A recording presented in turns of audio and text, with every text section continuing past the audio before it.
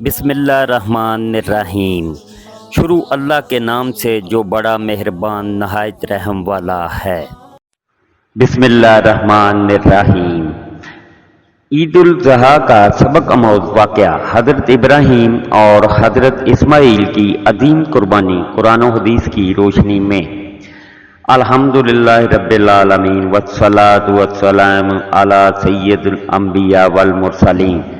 ناظرین کرام، آج ہم ایک ایسے عظیم واقعہ کا ذکر کریں گے جس نے قیامت تک آنے والے مسلمانوں کو قربانی، اطاعت اور اللہ کی رضا کے لیے سب کچھ قربان کرنے کا درس دیا۔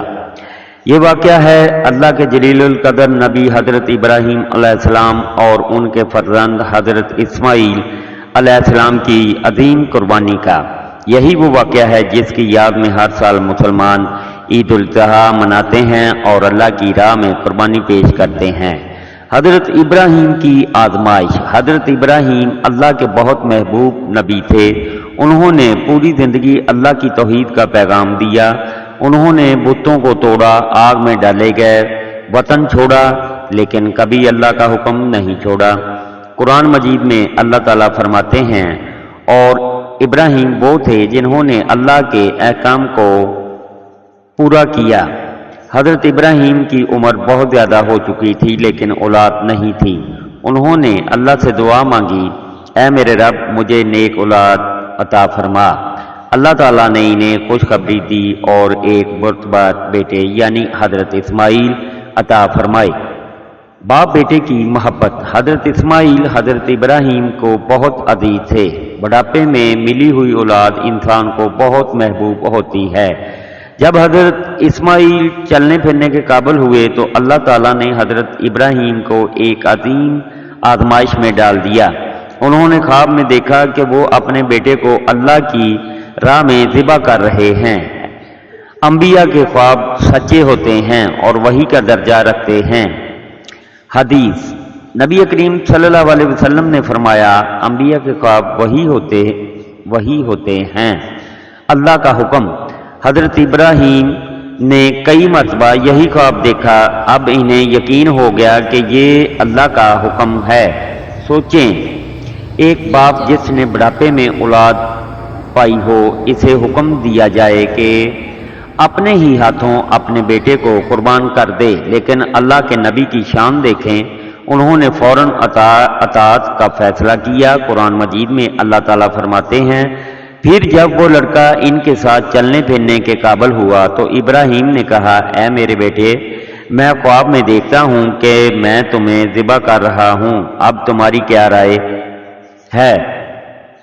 حضرت اسماعیل کا جواب۔ حضرت اسماعیل نے ایسا جواب دیا جو رہتی دنیا تک ایمان والوں کے لیے مثال بن گیا۔ انہوں نے کہا، اے میرے ابا جان، آپ کو جو حکم دیا جا رہا ہے اسے کر گزریں، انشاءاللہ آپ مجھے صبر کرنے والوں میں پائیں گے۔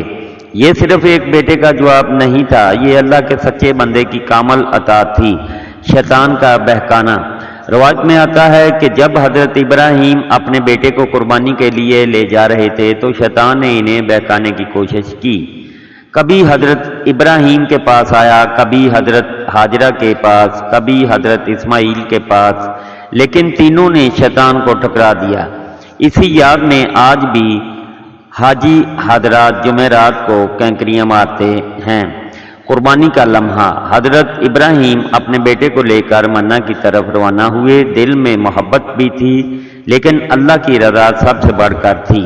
حضرت اسماعیل نے کہا، ابا جان میری آنکھوں پر پٹی باندھ دیں تاکہ آپ کو میری محبت قربانی سے نہ روک دے۔ بعض روایت میں آتا ہے کہ حضرت ابراہیم نے چھری چلائی لیکن اللہ کے حکم سے چھری نے کام نہ کیا، کیونکہ اللہ تعالیٰ اپنے بندوں کا امتحان لے چکا تھا۔ اللہ کی رحمت۔ اسی وقت اللہ تعالیٰ نے جنت سے ایک مینڈا بھیج دیا۔ قرآن مجید میں اللہ فرماتے ہیں، اور ہم نے ایک عظیم قربانی کے ذریعے اس بچے کا فدیہ دے دیا۔ اللہ تعالیٰ نے حضرت اسماعیل کو محفوظ رکھا اور ان کی جگہ مینڈے کی قربانی قبول فرمائی۔ اللہ کی طرف سے عظیم انعام۔ اللہ تعالیٰ نے حضرت ابراہیم کی اس عظیم اطاعت کو ہمیشہ کے لیے زندہ کر دیا۔ آج دنیا بھر کے مسلمان عید الاضحیٰ پر جانور قربان کرتے ہیں تو یہ اسی سنت ابراہیمی کی یاد ہے۔ حدیث مبارکہ، ایک صحابی نے پوچھا، یا رسول اللہ صلی اللہ علیہ وسلم یہ قربانی کیا ہے؟ آپ صلی اللہ علیہ وسلم نے فرمایا، یہ تمہارے باپ ابراہیم کی سنت ہے۔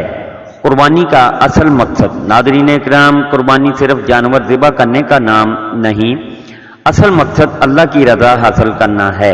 قرآن مجید میں اللہ تعالیٰ فرماتے ہیں، اللہ تک نہ ان کا گوشت پہنچتا ہے نہ خون، بلکہ تمہارا تقویٰ پہنچتا ہے۔ آج ہمارے لیے سبق، اس واقعہ سے ہمیں کئی عظیم سبق ملتے ہیں۔ نمبر 1، اللہ کے حکم پر مکمل یقین۔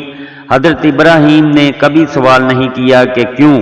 نمبر 2، اولاد کی بہترین تربیت۔ حضرت اسماعیل نے فوراً اطاعت قبول کی کیونکہ ان کی تربیت بہترین تھی۔ نمبر 3، شیطان کے بہکاوے سے بچنا۔ شیطان ہمیشہ اللہ کے راستے سے روکنے کی کوشش کرتا ہے۔ نمبر 4، قربانی صرف جانور کی نہیں، اپنی خواہشات، گناہوں اور نافرمانی کو بھی اللہ کے لیے چھوڑنا قربانی ہے۔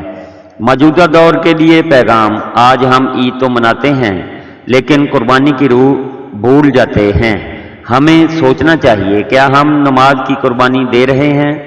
کیا ہم گناہوں کو چھوڑنے کے لیے تیار ہیں؟ کیا ہم اللہ کی رضا کو اپنی خواہشات پر مقدم رکھتے ہیں؟ اگر نہیں تو ہمیں حضرت ابراہیم سے سیکھنے کی ضرورت ہے۔ اے اللہ، جس طرح تو نے حضرت ابراہیم اور حضرت اسماعیل کی قربانی کو قبول فرمایا، ہماری عبادات اور قربانیوں کو بھی قبول فرما۔ ہمیں اخلاص، صبر اور کامل اطاعت عطا فرما۔ آمین یا رب العالمین۔ اگر آپ کو یہ ایمان افروز واقعہ پسند آیا ہو تو ویڈیو کو لائک، شیئر اور سبسکرائب ضرور کریں۔ اللہ حافظ۔ اللہ پاک ہر مسلمان کو اپنے حفظ و ایمان میں رکھیں۔ آمین ثم آمین یا رب العالمین۔ اللہ حافظ۔